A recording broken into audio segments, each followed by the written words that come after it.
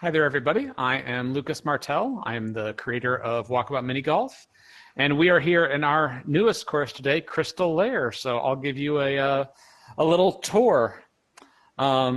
So this is the fourth course in our Villain's Lair series. It definitely sort of it's a little bit different just in terms of how we're treating the villain, which I won't give too many spoilers on that. But even right from the very beginning, you can see that this definitely feels a little bit different. And one of the things that we've been doing more and more of in some of the more recent courses has been really letting Zach Alexander, our concept and graphic artist, has been just starting to do more and more of these, all of the little signage. And like, I love the little standee that he did, the cardboard standee of our villain over there. So the basic story for this course is that you arrive in this sort of crystal new age wellness retreat, and as you go through, you'll kind of see a little bit more of the perhaps nefarious sort of purposes that Cristobal, the leader of this little spa, this crystal infused destination resort, is sort of using to extract as much money as he possibly can out of his Instagram followers. So the inspiration for this course was actually that we wanted to do something kind of going a little bit back to Laser Lair, which the thing that we really loved about Laser Lair was it had that really unique style to it, but it was still this place that was aspirational and you wanted to hang out at. It was this 60s, just lush, island paradise, but then it had all of the lasers and all the evil stuff on top of that.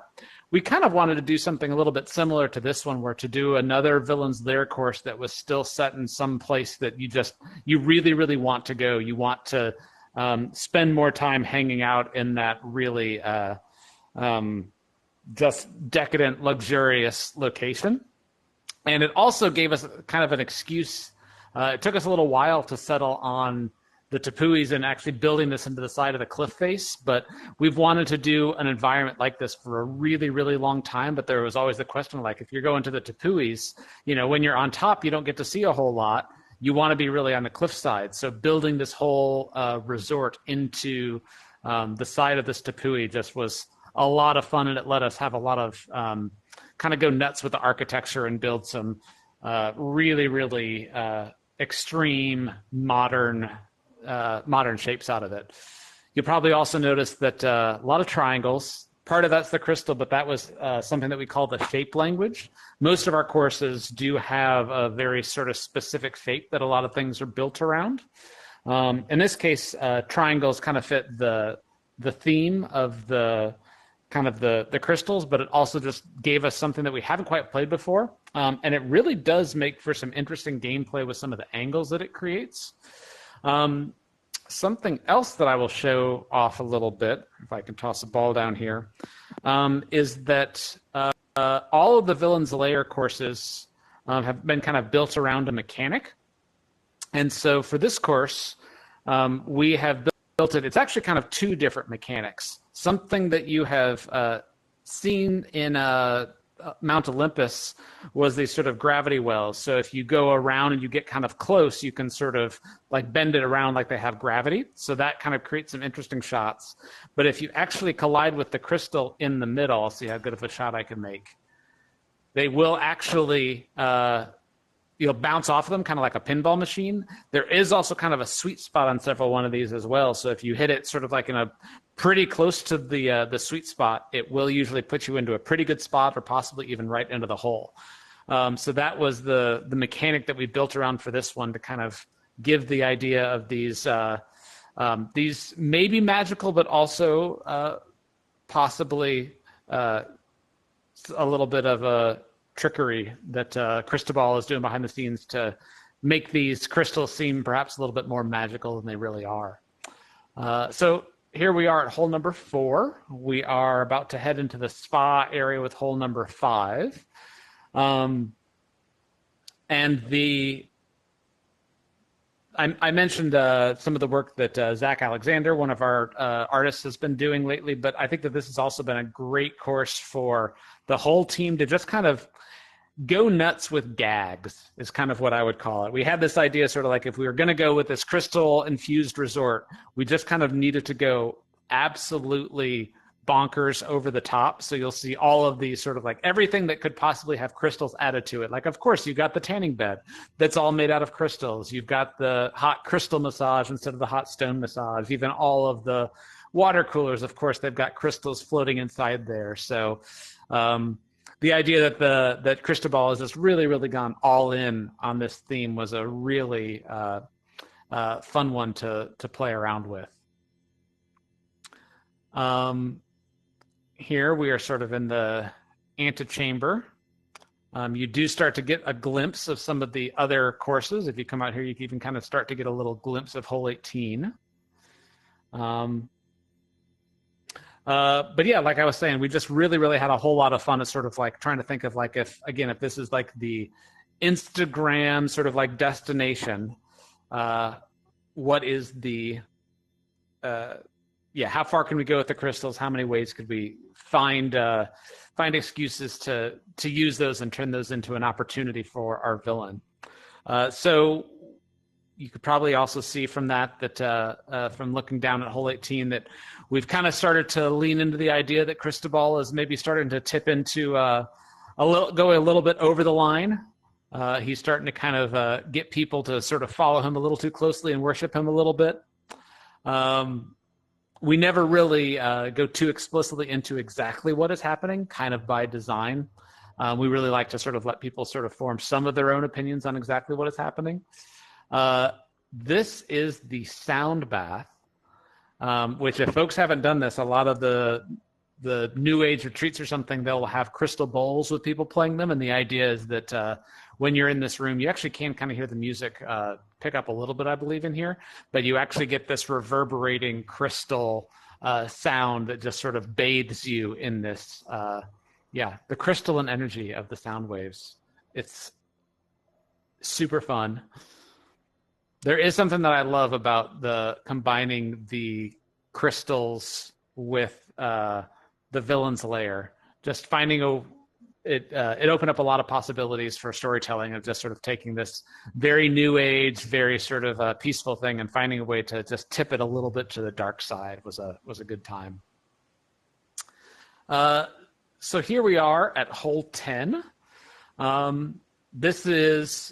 We found yet another way to use the crystals. We realized that, of course, that he would be doing all of this crystal-infused cuisine. So every single one of the things that you see, the cupcakes actually have crystals built onto them. They're sort of quartz-infused sort of drinks, and I think even the salt and pepper shakers are actually made up of crystal. And of course, they would be all vegetarian. So instead of the gyro meat, you've actually got one of the crystals that they're chipping off pieces of. I love this spot and actually this whole course for also just showing off all the work that the art team has been doing on the set deck side of things. It definitely feels like lately we have started adding even more of those little details and we call it set deck, but all of those, the small little things that tell a story and sort of take a place and turn it into something more specific. You can actually look at those and be like, oh, someone was sitting there. You really get the sense of sort of like, that one of Emma Mercado, one of our artists, her favorite thing has been sort of adding the set deck to imply sort of like jilted love stories. Basically sort of like, a proposal gone terribly wrong. I believe that's in Venice. If you look around, you can often find little hints of that, of sort of like, yes, a couple that had an argument in a certain spot. Here we've got basically it's an oxygen bar, but of course it's crystal infused.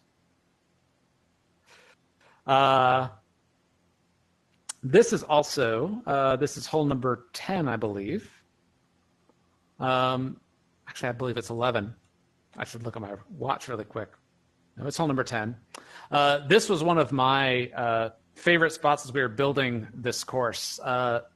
This course in particular was so architectural, it took a little work to really kind of figure out how it was going to work and build all of these caverns into the rock. But I also just love this idea of this cantilevered balcony out here. You actually get a better view as you get down below. You can really see the architecture of this place, of how it's actually built, and actually has these sort of like two supporting pillars that really support the whole thing.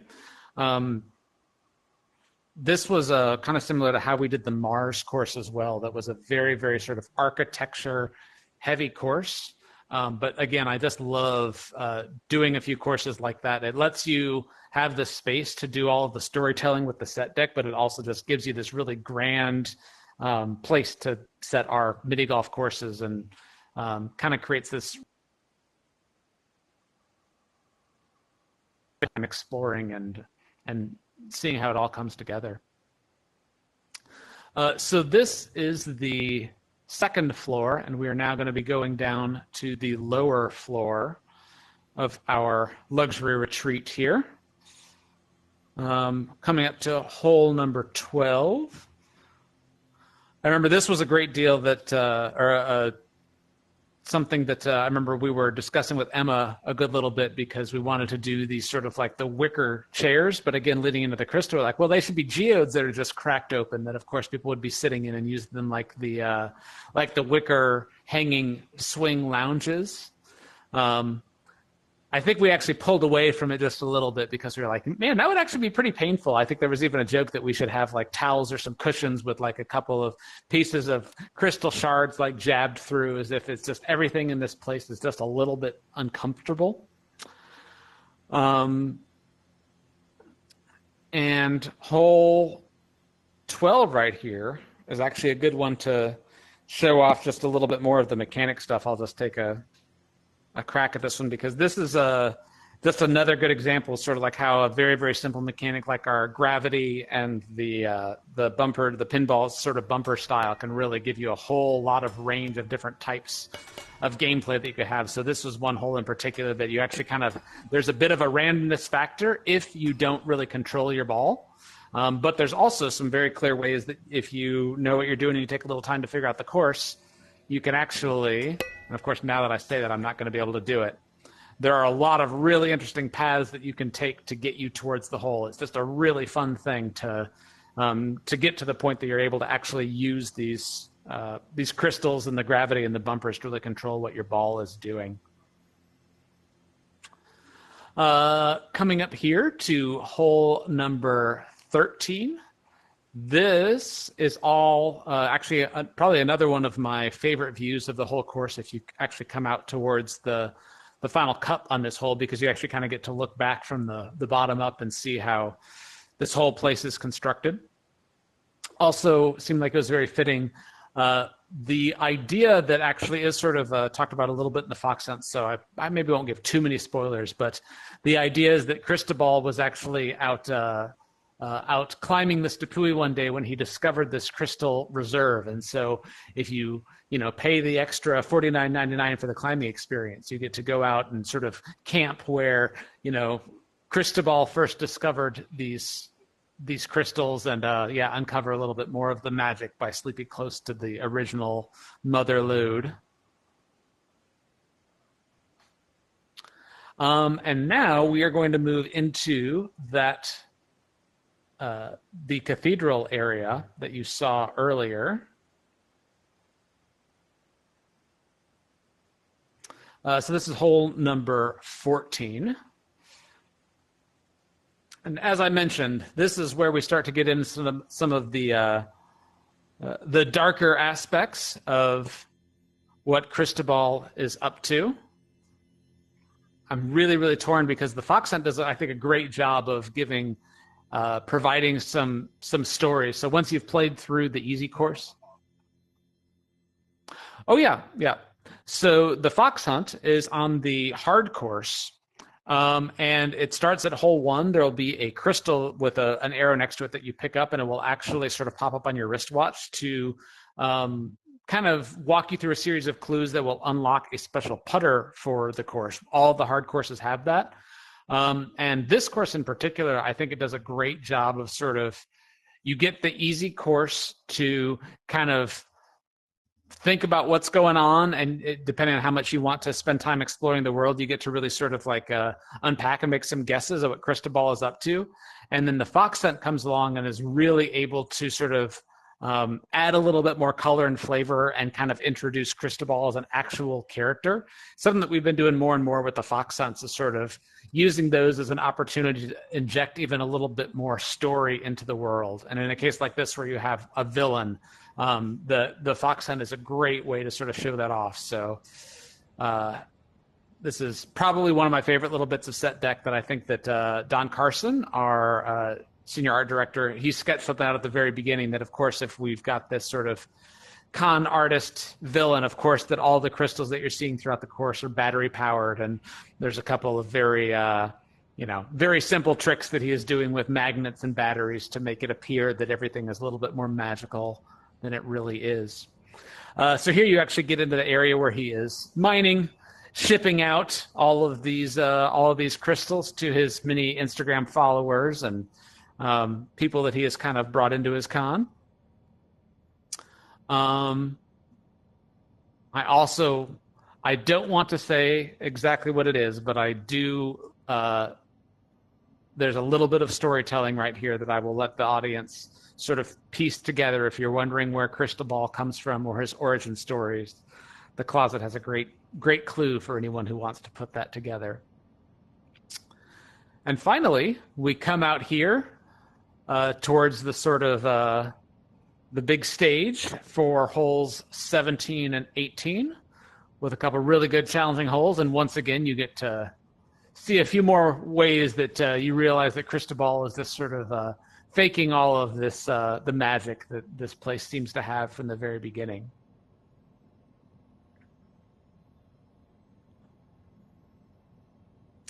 And then 18 brings you right out to the front stage where you get to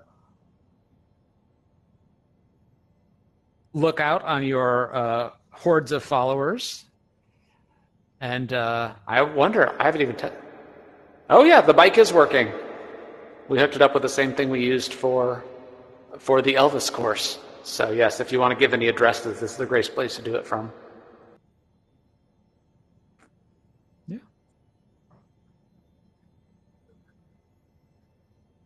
Yeah. Well, yeah. Well, thank you again for checking it out. By the time this drops, I believe that Crystal Lair will be live. So check it out. Eager to hear what everyone thinks of our latest course. Thank you so much.